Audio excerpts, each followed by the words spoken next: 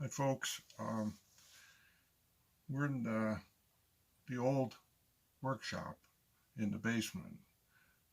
This is a shop that we used from 2003 to about 2011, and at that time we built another shop out.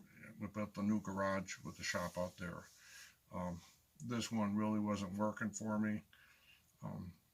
I did a lot of work off-site for customers. I had to haul everything up the stairs into the vehicle and, and then bring it all back. And it was up and down the stairs constantly, table saws and power equipment and hand tools. So I kind of used this just to store the items. And I put a workbench in here and I did some work, but it was just a storage area. So what I'm going to do is I'm going to show you around this shop, which we now use for hardware, and then afterwards I'll do another video of the new shop up in the garage. So just a little bit about this place. This is a small shop. This is only 25 feet long and about 12.5 feet wide. I've got a workbench in the middle of the floor. It was kind of designed more for storage of stuff underneath, and then I could walk around it and such. I'll show you that too. But thanks for coming. Enjoy the video.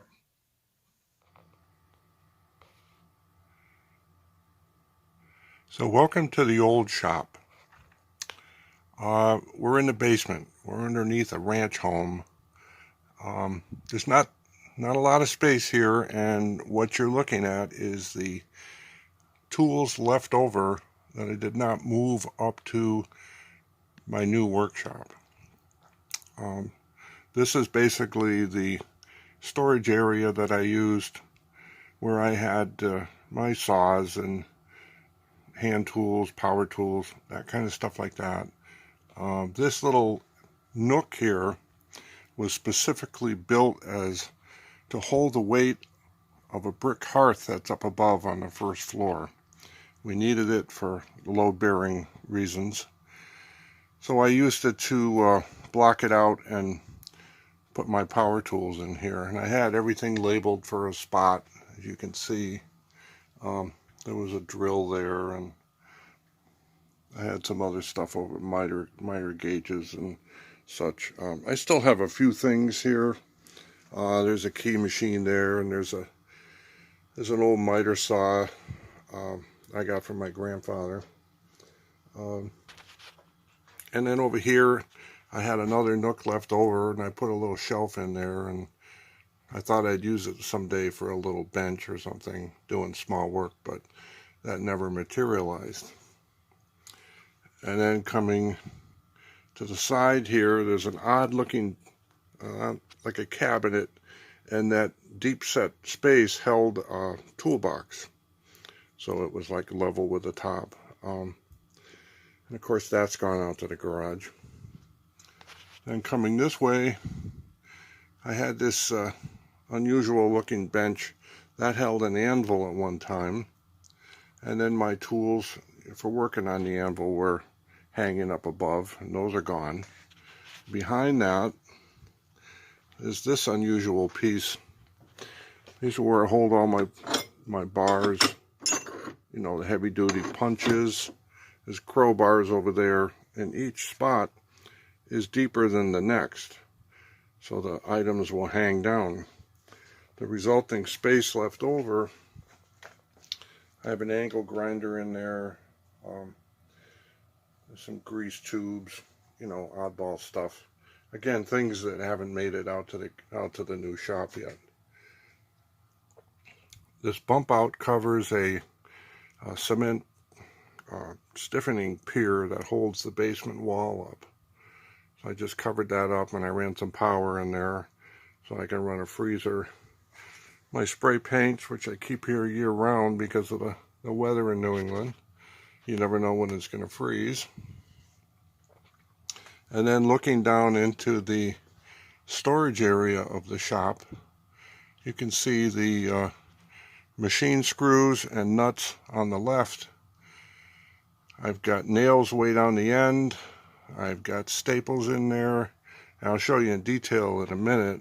I've got cans of paint at the back. I've got small hardware on the right. Cabinets here to hold clamps, glues, glue blocks. In the winter, I typically work down here, and because of the cold, and I'll move my clamps down, hang them here on that rack. Depends on what project I'm working on. I'll give you a more detailed shot here in a minute.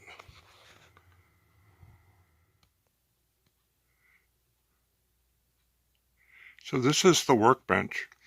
This is a 7-foot long by 3-foot wide oak solid core door. I mounted it up on 4x4s and created a nice little workspace for me here. I wanted power right at the bench, so I took a porch post that had a hollow inside, and I ran my electric power down through that and put an outlet right at the bottom there. You see the plugs in there, and now I don't have to have, if I'm running a power drill or something, the cord isn't stretched across your path, you know, when you're tripping on it, or you're always on the wrong side of it, and it's just very awkward. At this end, I've got a couple of vices.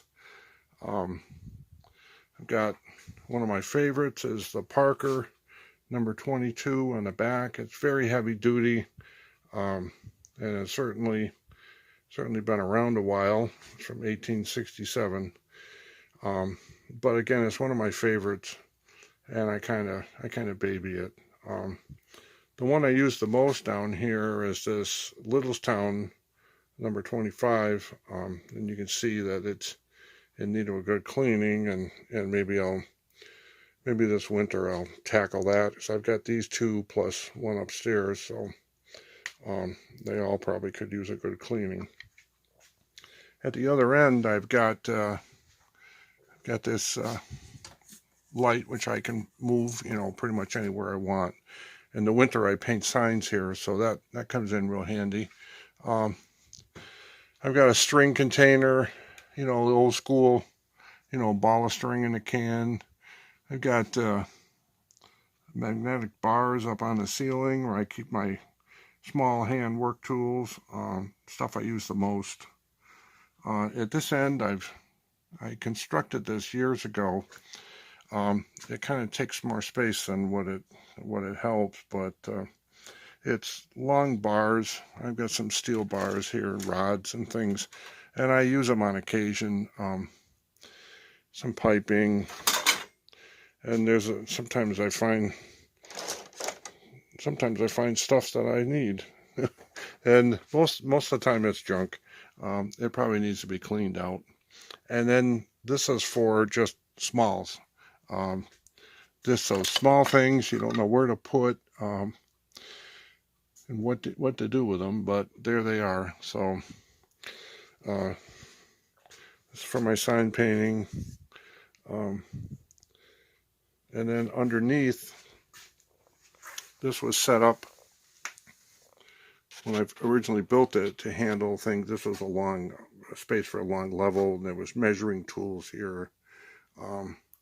I still got a stud finder over there that has to go up. And these are my cement tools for doing, on occasion I do cement work, and there's trowels in there and floats and stuff like that. Some glass. I had my squares here. That's about it down here for the bench at this end.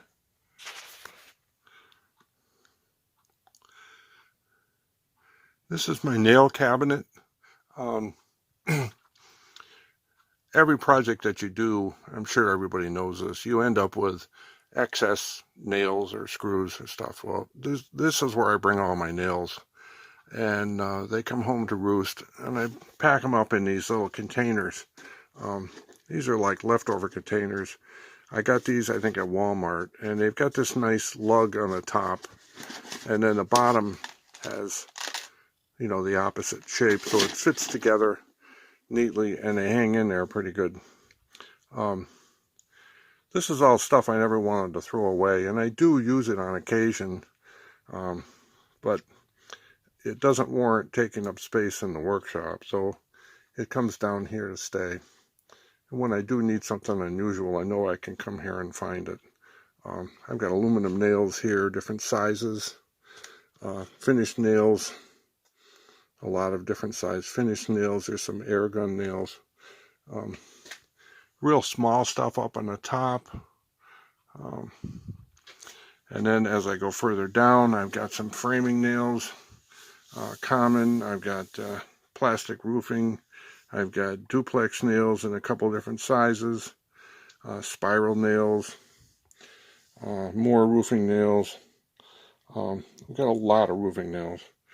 It seems like every time I do a project, you know, I pick up a couple boxes and then, you know, I end up putting them all down here. When we get up into the new shop, I'll show you the nail selection up there, which is, it's minimal. It's nothing like this, but it is interesting. Then I have my staples rack.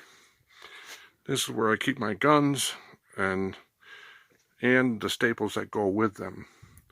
I was always losing the one or the other, so now I've got them all together. I come down, I grab the stapler, the size I need, staples, and away I go.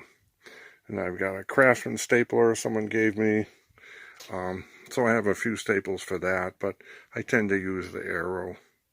And then there's some odd staples that don't seem to fit anything that I have down here, Boss Stitch, and, you know, so I don't know if I'll ever use this stuff, but in any case, there it is. At the top I have cable staples.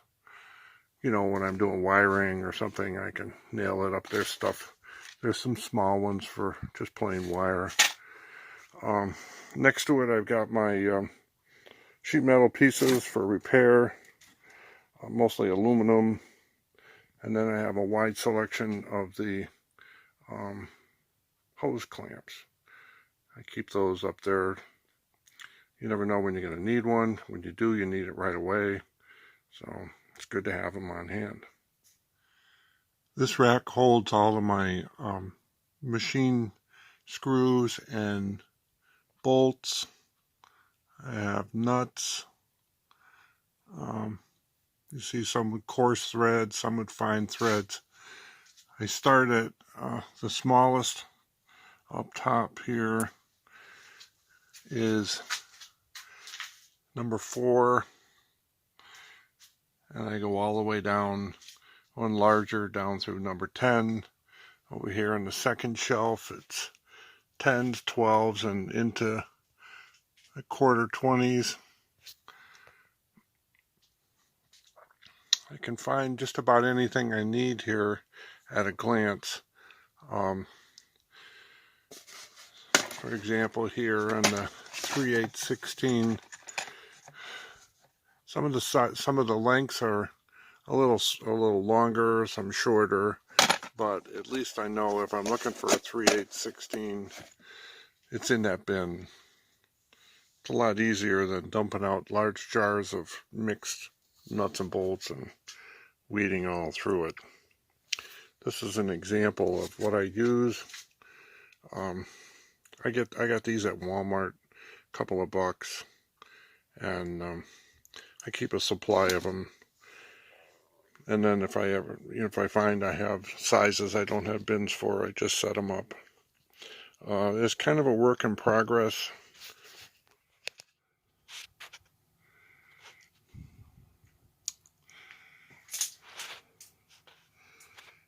Okay, this is the smaller stuff. You know, a lot of times, you know, you have a few items, or the items are very, very small and not worth taking up a whole big bin. So I purchased some of these slide drawers with these cabinets here, and I went down and I got two, and I liked them, and I went back to get two more, and they only had one. Then they don't carry them anymore. So I guess that seems to be the trend. They keep changing designs and stuff. So I got three big ones and one small one. And then I got home and realized that the big one probably wouldn't have fit in there anyway. So I guess I'm better off. But these are the older style that I used to use. Originally the metal and the plastic. Then they went to all plastic, you can see over here. And then up above, these are like the flat, squat, leftover containers. And here I do things like, I got shower hooks, slide bolts, brass finials, really, really oddball stuff that you may use, but you got to keep sorted. You know, gutter nails up there, small hinges. Over here I've got brass hardware. Sometimes your project calls for brass hardware. You really need it. These are Zerk fittings, thimbles, wire rope clips, cotter pins, a selection of cotter pins, snowblower shear pins. We go through a lot of those. Different kind of stuff for machinery. I've got, I get these at Harbor Freight. These are good to have. You may only use a couple out of the kit, but it's just having that one you need is well worth having it. Down below we've got, these are wood screws, threaded hooks, and these go according to the head style. These are slot head wood screws. I've got long flat Phillips head. I can just literally in a moment I can come down here and pick the size I want, pull it open, and I have a big supply of them. This really saves me a lot of time. I've got L brackets here, hitch pin assortment. I got bushings. I got some really, what are these, garage shade bracket screws. You know, you get the shades and they give you all those screws. I save them there. I use them for other things, but you know. Then over here I've got washers, all assorted washers, and here I keep my square nuts, my Castle hex nuts. I've got locking nuts, acorn, the hex flange. I try to sort them by what they actually are, and I actually look it up to see, you know, what's the proper name. So when I'm looking for something, I can go right to it. I keep a lot of my small bits up there, the Phillips, square bits, there's box cutters there. And then over here I've got, this is just an oddball of corrugated fasteners, hanger bolts, thumbtacks. Those are long scraper blades I've been looking for. Auto fuses, different kinds of stuff. This at one time was all set screws, and I'm sorting them out and in the process of getting them by size.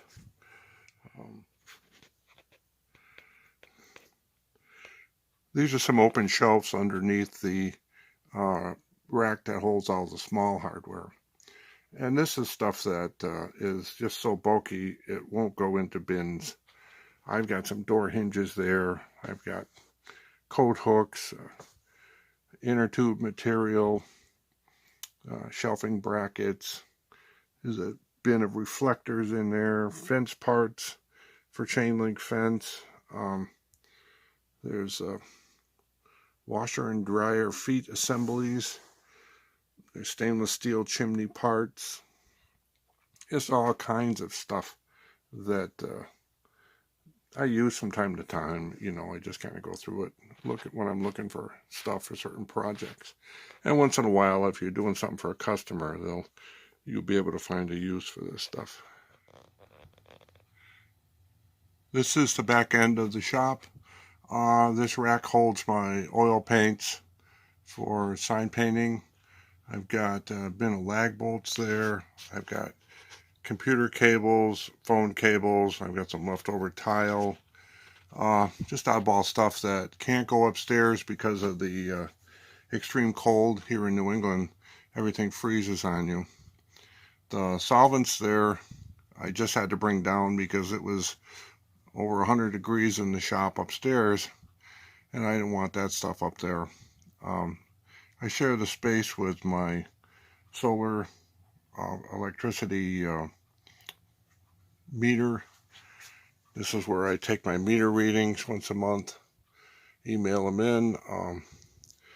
Someday I'll do a video on that, the solar panels and the stuff, the power that it supplies us. And it's kind of unusual. People think that because you live in New England, you can't get solar power, but we actually do. I can run almost a third of my electricity usage right off the solar panels.